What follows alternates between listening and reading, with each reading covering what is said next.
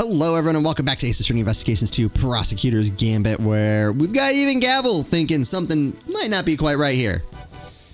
And Celsius here. He knows there's not much we can do, but I think we can paint him into a corner. Well, Miles, is that all the proof you've got against me? You're very quiet all of a sudden, but it's too late to back out now. You accuse a former chief prosecutor and current committee chairman of a crime. I tell you to prepare for the worst. There's no preparing for what you're about to face. Ooh, alright, here we go. Know your place, yikes. You've been forcing us to argue over every little detail for a while now. Where the murder happened, the order of the victim's injuries, some other things I hardly even remember.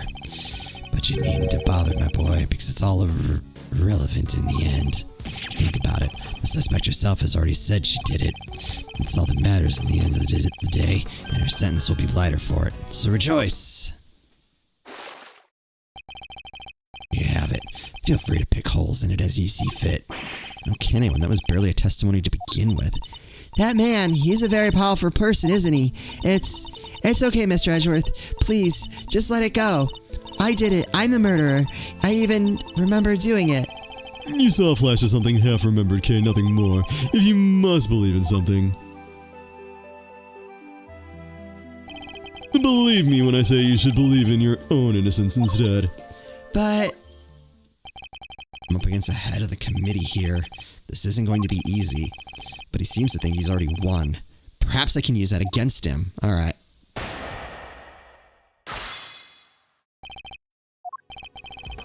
Keep pressing, I guess. I don't know what evidence we can push against him. Even if the broad strokes are correct, it doesn't make something true. Oh, don't be such a stick in the mud. I'd say the bigger picture is more than enough here. After all, every case has its little inconsistencies and contradictions. If we let ourselves get bogged down in every single one, we'd never make any arrests. And once we did, the trials would drag on forever. Even you understand that, right? Not in the slightest, hence my inquiry into the details. Oh, to be young and big-headed. Anyway, you keep digging into those little details. Hold it! I seem to recall the ringleader's identity and the faulty coroner's report being critical points of contention.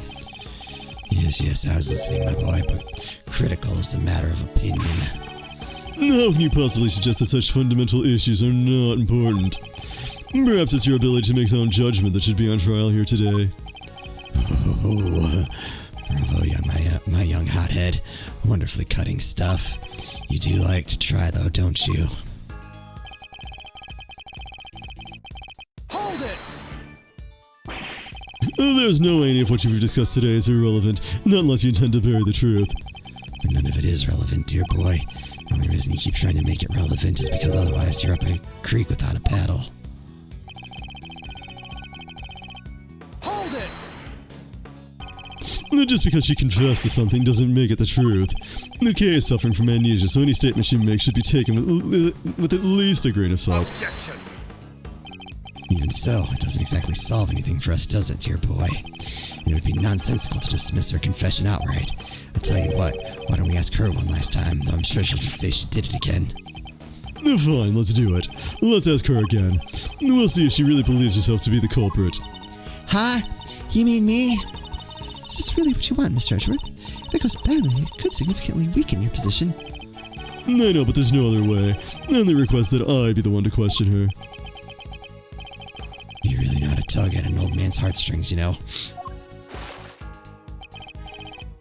Fine, ask away, on one condition.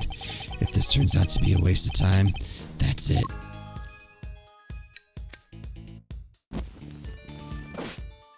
Ooh. We'll call the proceedings to an end, then and there. Agreed. Call the proceedings to an end? You mean the hearing? Yes, dear boy, that's right.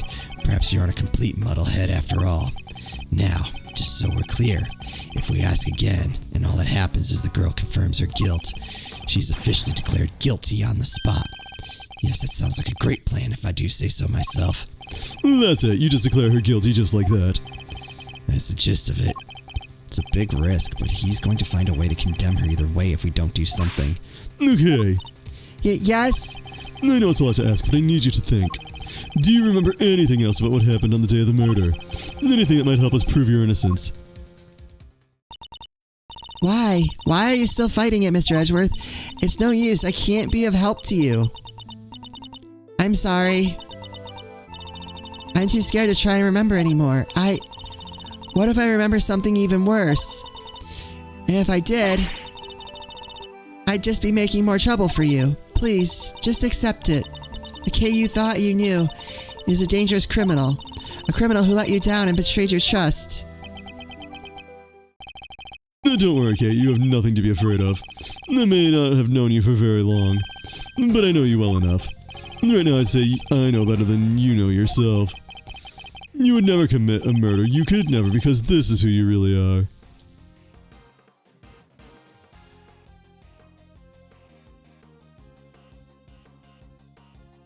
Is it this Yatagarasu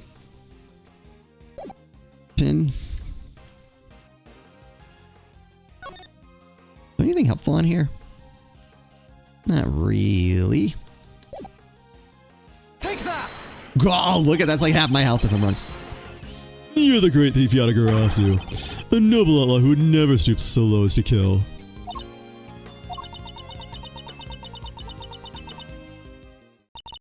I can't do it. I'm sorry, because all I can see is the one memory that's returned. I have to face it. Hold it!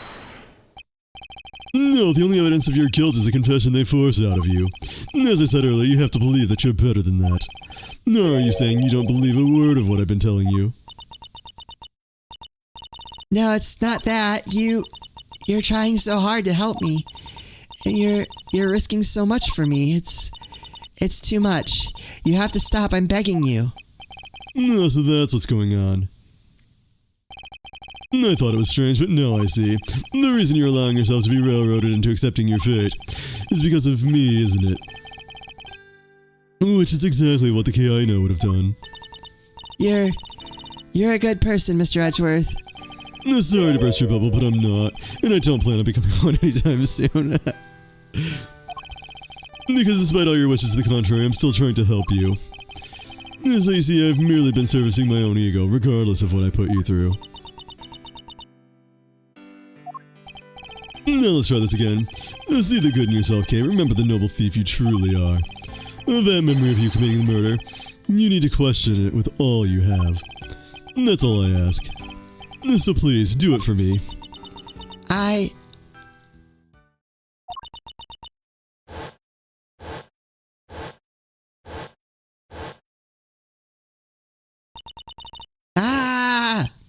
Okay.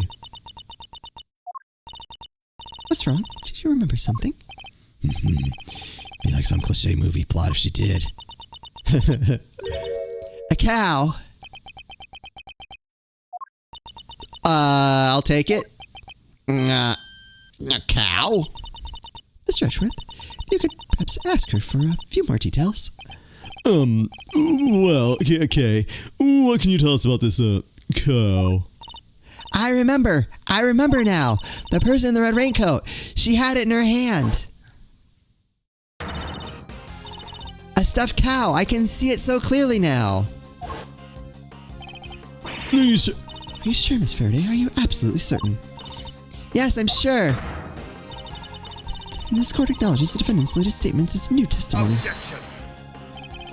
Have you lost your mind, Verity? We can't accept testimony like this. With all due respect, Mr. Chairman, information pertaining to the victim and her possessions is New and highly relevant evidence. Objection!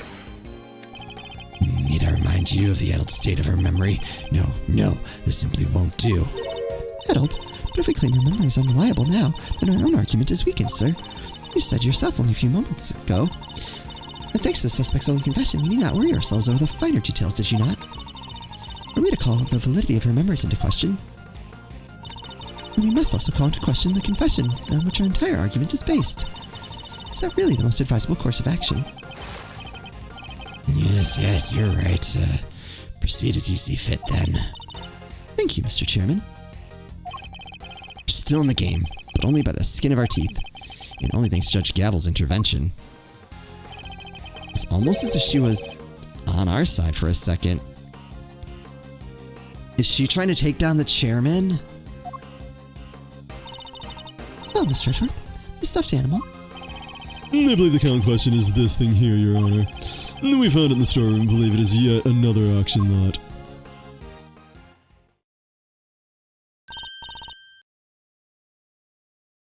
Wait, that's... do you know something, Gavel? No, it's just not what I imagined. I suppose it is a rather odd-looking thing for the victim to have been carrying. I should look it over carefully. Oh. Like this. The left horn is missing. This hole. It looks like that's where the horn would have gone. But that doesn't look like stuffing in there. No. So what is it? Let's take a look at the rest of this toy and see what else we can find. Oh.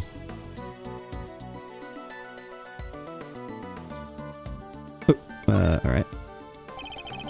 The right horn seems intact, but I can't say it's doing much for the overall symmetry of the stuffed toy. Look, Mr. Edgeworth, it moves! It does. It sounds like sand being crushed. It seems there's a recording device hidden inside. And... uh-oh. I knew it was you the moment I laid eyes on you. You can't hide that burn from me. Nothing to say for yourself? I've waited so long for this day, and now I'll finally have my revenge. Could this be the moment of the murder? And someone made a recording of it! Video recording device that captured part of the conversation. One of the people recorded had a prominent burn. Hey, that's them right there. Them's the voices I heard, sure as eggs is eggs. Unfortunately, we have no way of verifying when these voices were recorded. It's possible they have nothing to do with the murder. If only there was some accompanying video footage. You got bugs in your ears or something, lady? I done told you them's the voices I heard. And we already knew the victim was holding that thing, right? So it's gotta be from when she got. Yes, it is a possibility, but a weak one without more than your words to back it up. We need something more, something credible. She's pushing us. She is pushing us to have an ironclad case. I think she's trying to turn. She's trying to turn against the chairman. That's interesting.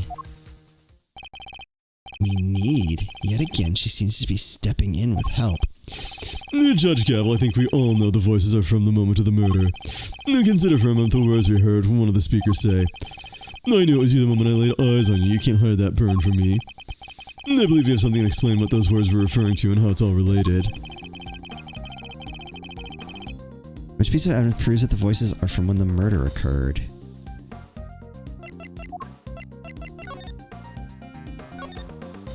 Ooh, see, there's the burn mark.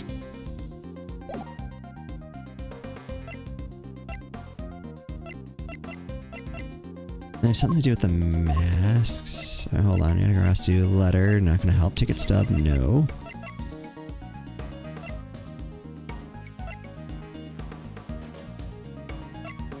Part of the grants entry to the committee chamber found on the victim's head.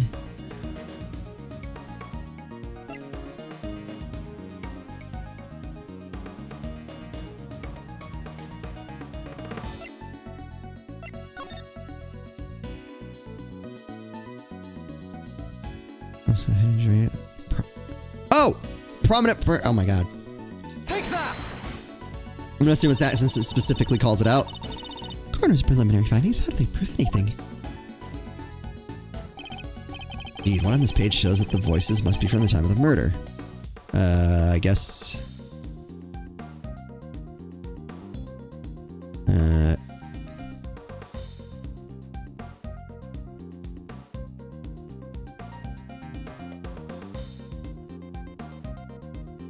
We need to pick a specific word, or can I pick the statement? Let's just cover both our bases.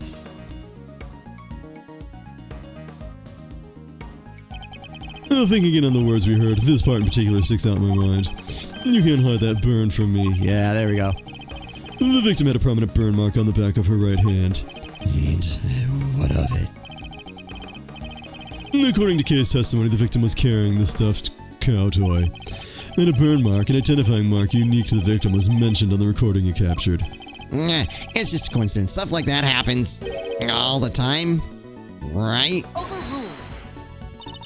Not so sure that it does, especially not in this case. The court accepts that the recording may be from the time of the murder. In which case, one of the two voices must belong to the real culprit. And based on the content of the conversation, it seems likely that it's the one we hear the most. But that still doesn't tell us anything about the killer's true identity, or even if they're male or female. Due to the voice changes, correct. Unfortunate, but unavoidable. One thing, however, has become clear. We are now able to say that the voices Miss Hart heard were those of Miss Ringer and her killer. Just like I done told you they was. We can say something else now, too. Let's hear it. That is, if you don't mind, Mr. Chairman. Do as you wish. According to Miss Hart, just before the murder occurred, two people came up to the storeroom from the committee chamber on the elevator. The ringleader and one of the auction attendees. It seems this was the point at which money exchanged hands. The murder happened immediately afterward, and the auction carried on after that. All of which points to one key fact. What else does the latest revelation tell us? The ringleader was the killer, the ringer was the killer, the ringleader was the victim. I think the ringleader was the killer. Since the ringleader was the auction's sole auctioneer, then it follows that they cannot be the victim. Hey, Gavel. Not right now, Eustace. There's a good boy. And if they weren't the victim, then they can only have been the killer. Compelling argument, but hardly conclusive. I'm fully aware of that, Your Honor. I was merely warming up for the main event. There were certain traces left on the scene that seemed to suggest that the ringleader was the killer. Please hurry and up and show us. What is something that was placed on the scene that points to the ringleader having been the killer? Something placed on the scene? Oh, where is it? Committee chamber blood! The killer deliberately left a large pool of blood at the foot of the Goddess of Justice statue. It was due to the blood that was originally thought the murder had happened in this chamber. But it was simply a ruse, designed to cover up the blood that had dripped down from the storeroom. In order to conceal the existence of the underground auction, correct? No, correct. If the culprit had nothing to do with the auction, they would have no reason to cover up that blood. Which further supports the theory that the ringleader and the killer were one and the same. And as to the identity of the ringleader, do you have anyone you'd like to name? The auction is always held in this committee chamber, with its storeroom located just overhead. So at the very least, we know the murderous ringleader has some connection to the committee. Yes, and you suspect me, correct? As the committee's most powerful member, that should hardly be a surprise, right? You're a fine prosecutor, that much I'll give you. But as I think I may have mentioned already, you're also hopelessly naive. You've got nothing, dear boy, have you? No evidence whatsoever. Unless you've got something to share after all. Do I have evidence to show that Chairman Winner is the murderer? I kind of don't. Beyond the conjecture we just offered. I don't. It was Chairman Winner himself who brought up the fact that I suspected him, and he seemed confident right from the get-go that he's untouchable, which means he knows. He knows I have nothing, yeah. Well, Miles, my boy, time to pay the piper. I've always wanted to say that. Verity, he's all yours. Wait. Oops. Wait, dang it. I just remembered something. Did you have amnesia too? Nah, it just came to me. Flash inspiration, you know how it is. Very well, say your piece. Objection. What are you doing, Verity? Mr. Edgeworth has made it clear that he won't give up until every last lick of hope has been extinguished. So extinguish we must, lest he try to drag us through this excruciating process again in the future. Yeah, what she said. I don't quite get it, but it sounded pretty cool. And don't worry, Dad, I'll help Gavel bring this to a winning finish. We'll show them how wrong they are. Let's hear what the witness has to say. You're the chairman, Miss Hart. If you'd be so kind. Alright then, here goes nothing. The facts, Miss Hart. Nothing but the facts, please. Don't you worry your pretty little head on that front. I'm a journalist, truth's my middle name. Calling me officially worried. So ringleader's the killer, right? Which makes the victim one of them auction goers. Thing is, that don't add up. I counted 11 people coming down that hatch, see? Then the murder happened, and then the auction started back up again. Now I had me look back downstairs right after that. No. And wouldn't you know it, there was 11 little duckies all lined up in a row again. No. You're sure of this, Miss Hart? As sure can be, your gavel ship. I saw him with my own 2 peepers. So 11 before the murder and 11 again right after means... Oh wait, that's a thingy. Contradiction, Eustace. You try to keep up. Miss Hart, did nothing really change at all? I done told you already, they carried right on again like nothing ever happened. Except for, it wasn't that much, but... What is it? That little old mallet you dad, can't have yourself an auction without one of... Kind of like the one Missy over there's got, but different. Auctioneer's hammer? That's the bunny. I done heard that thing banging and clanging right the way through, then nothing. Just like that. So the noise of the hammer stopped midway through? Could it have something to do with the murder? Ooh. What Miss Hart is telling us is true. We have something of a problem. Namely, that if the victim is neither the auctioneer nor one of the attendees, your entire theory cannot stand, Mr. Edgeworth. Chalk one up for justice. Eat that, Edgeworth. See, Mr. Edgeworth, there really was nothing we could do. No, there must be something we're overlooking. Something we still don't have an explanation for. I just need to think. If I can't, kids... Alright, kids, we finally have all our answers now. So, then I expect you to make good on... One moment, sir.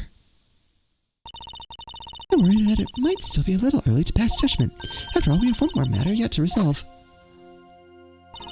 And until we do, we cannot claim a complete and total victory over Mr. Edgeworth. Is that not so, Mr. Edgeworth? Frankly, I expected you to have raised your voice by now. Allowed hold it, perhaps. Oh, yes, of course. And once again, she has rescued us from the jaws of defeat.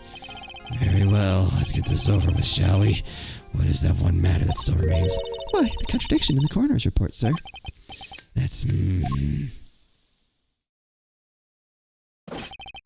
I'm back with the witness, Your Honor.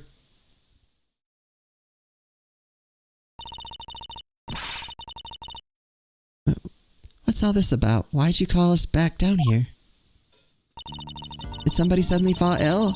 I'll have a compress ready and 2 shakes of a... Ouch!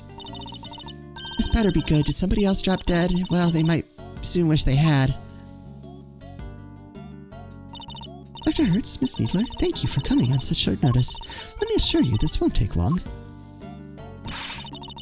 Trying to butter me up and cut to the chase, will ya? Of course. We summoned you here to confirm something. What is Judge Gavel up to? Dr. Hertz, this court asks that you provide the unabridged truth regarding the following. Do you stand by your preliminary findings? Can you vouch for their complete and total accuracy? Grandma doesn't make mistakes, ever.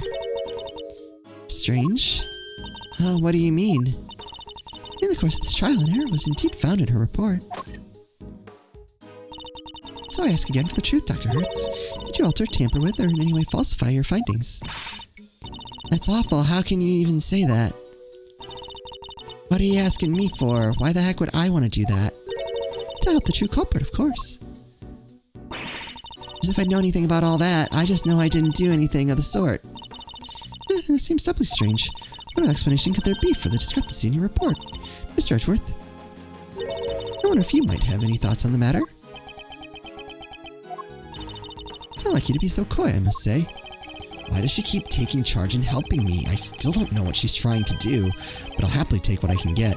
If everything was recorded accurately and then handed off to Mr. Winter according to protocol, then the report shouldn't contain any mistakes. Wait. For the record, I didn't do anything to the report. I guess we'll see, won't we? Dr. Earth, perhaps we could begin with your side of the story. Why do we even need to? This is pointless. I'll be the judge if it's pointless, thank you very much. You have patients waiting back at the hospital? But Grandma, ouch! We really don't have time for this. Then won't you please help us? I can't stress how important this is. Grandma says she'll testify, but could you please make it quick? Not back soon, people will suffer. And yet you had no qualms about taking your time and buying cotton candy the last time we saw you. We'll let you go as soon as we can, I promise. Assuming you tell us the truth, that is.